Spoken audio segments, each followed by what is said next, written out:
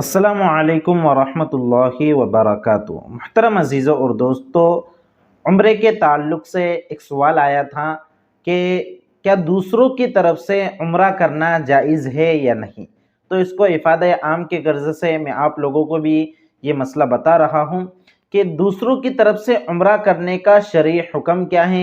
और इसका तरीक़ा क्या है, और क्या दूसरों की तरफ से उम्रा किया जाए तो उसको सवाब मिलता है या नहीं। इंशाअल्लाह आज के इस वीडियो में हम इन सारे मसाइल के ऊपर तफसीली गुफ्तगू करने वाले हैं। मेरे अजीज़ और दोस्तों, बहुत सी मरतबा ऐसा होता है कि आदमी उम्रे के लिए जाता है, उसके वालिदैन इस दुनिया से रुखसत हो चुके होते हैं, तो वो अपना उम्रा करने के बाद उसकी ख्वाहिश होती है कि मैं अपने वालिदैन की तरफ से भी उम्रा करूँ, या उसके रिश्तेदार में कोई इस दुनिया से रुखसत हुआ होता है, जैसे भाई है, बहन है, या उसका कोई दोस्त अहबाब वगैरह, तो वो उनकी तरफ से उम्रा करना चाहता है।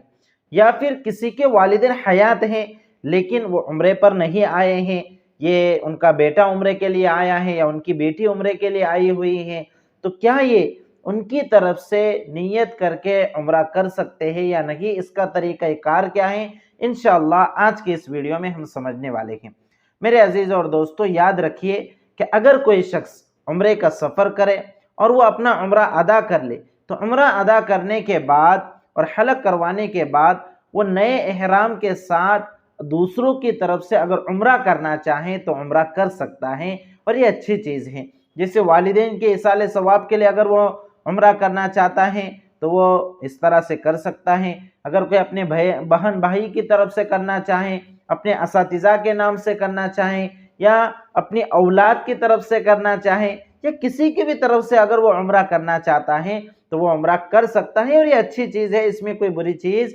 नहीं है। बल्कि जितना सवाब इंशाअल्लाह उन लोगों को ये पहुँचाएंगा उम्रा करके, उतना सवाब इसको भी मिलेगा। अब इसका तरीक़ा क्या है, इसके दो तरीक़े हैं। पहला तरीक़ा तो ये है कि जिस वक्त ये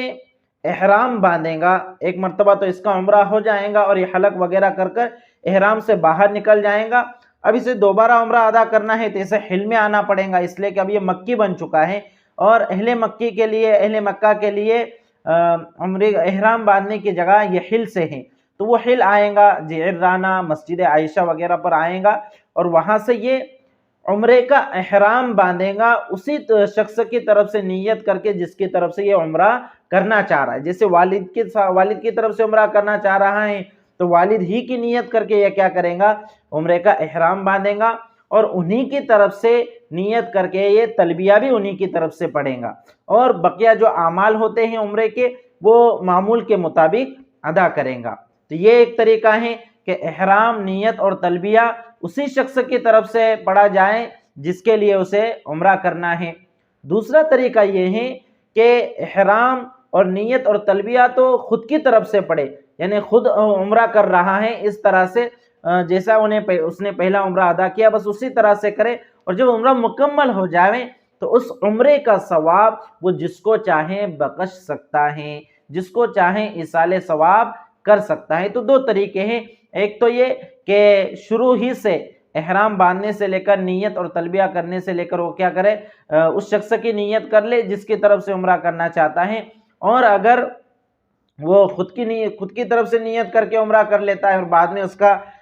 इसाले सवाब कर देता है, उसके उम्रे के सवाब को अपने वालिदैन को बख्श देता है, तो ये भी जायज़ है, इसमें भी कोई हरज नहीं है। तो दोनों में से जिसमें आसानी लगे आप उस पर अमल कर सकते हैं। मेरे अजीज़ और दोस्तों, यहाँ पर एक सवाल ये भी है कि क्या जिंदा वालिदैन की तरफ से, बाहयात वालिदैन की तरफ से, या कोई और बाहयात है जैसे उस्ताद हैं या कोई और रिश्तेदार हैं, तो इस तरह जिंदा लोगों की तरफ से क्या उम्रा किया जा सकता है। तो याद रखिए कि जिस तरह मरहुमीन की तरफ से उम्रा किया जा सकता है या उम्रा करके उसका सवाब बख्शा जा सकता है, इसाले सवाब किया जा सकता है, इसी तरह अहले सुन्नत वल जमात का अकीदा यह है कि हम बाहयात लोगों को और ज़िंदा लोगों को भी इसाले सवाब किया जा सकता है। मरहुमीन और बाहयात लोगों में, ज़िंदा लोगों में इसाले सवाब के ताल्लुक़ से कोई फ़र्क नहीं है। तो जिस तरह मरहुमीन के लिए कर सकते हैं इसाले सवाब, तो ज़िंदा लोगों के लिए भी इसाले सवाब कर सकते हैं। इसलिए अगर कोई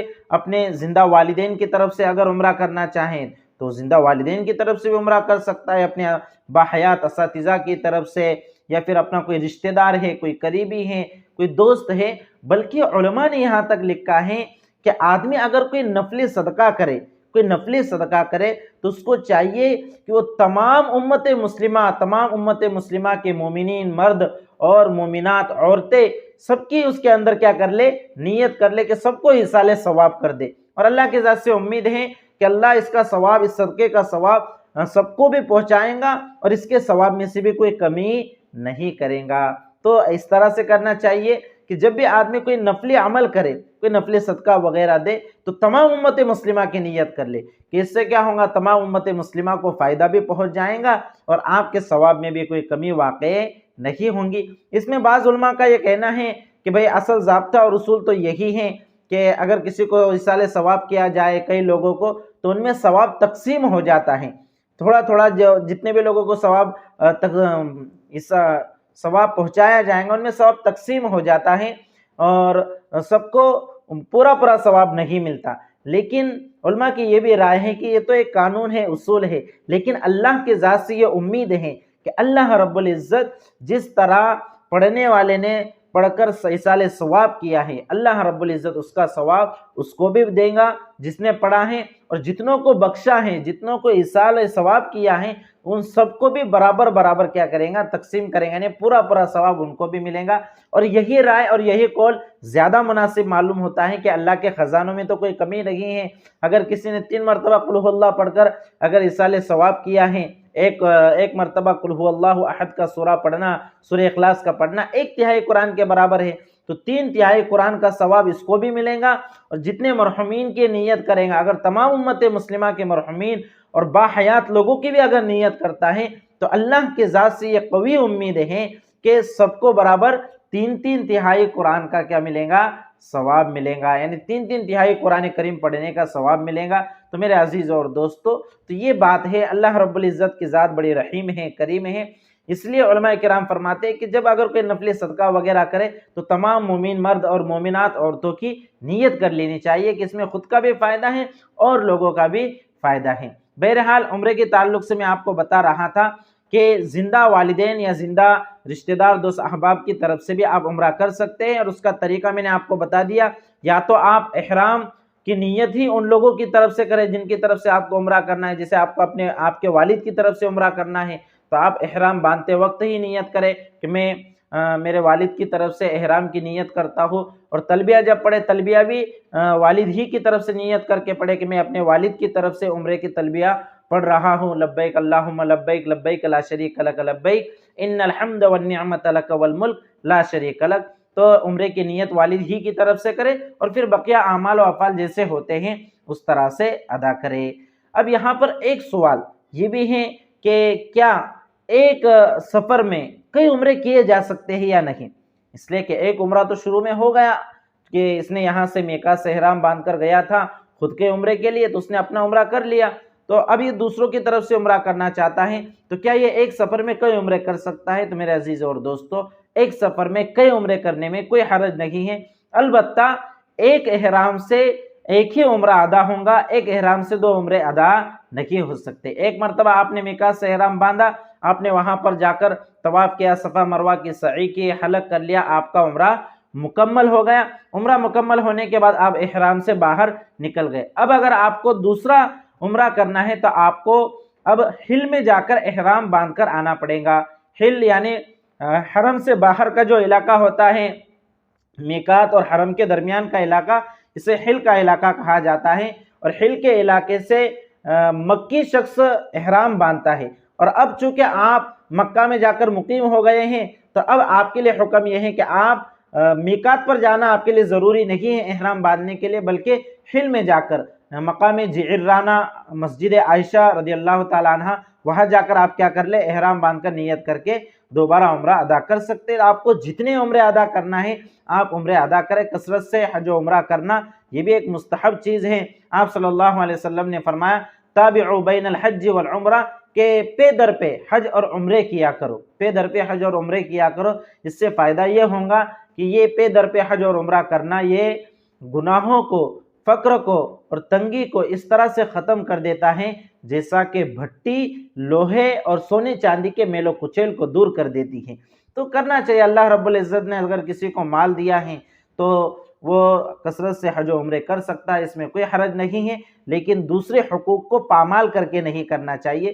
دوسرے حقوق کی ادائیگی کے ساتھ اگر وہ کر سکتا ہے تو اس کو ضرور کثرت کے ساتھ حج و عمرہ کرنا چاہیے۔ یہ بڑی برکت کی چیز ہے اور بڑی خوش نصیبی کی چیز ہے۔ بہرحال آج کا جو مسئلہ تھا وہ یہی تھا کہ کیا کوئی شخص دوسروں کی طرف سے عمرہ کر سکتا ہے یا نہیں، اس کا طریقہ کیا ہے، اسی طرح زندہ لوگوں کی طرف سے بھی عمرہ کیا جا سکتا ہے یا نہیں، اس کی ساری تفصیل اور ڈیٹیل میں نے آپ کے سامنے بیان کر دی۔ آپ حضرات سے گزارش ہے کہ آپ اس ویڈیو کو غور سے سنیں، غور سے دیکھیں اور دیگر بھائی بہنوں تک بھی شریعت مطہرہ کے اس حکم کو پہنچانے کی فکر کریں۔ والسلام علیکم ورحمۃ اللہ وبرکاتہ۔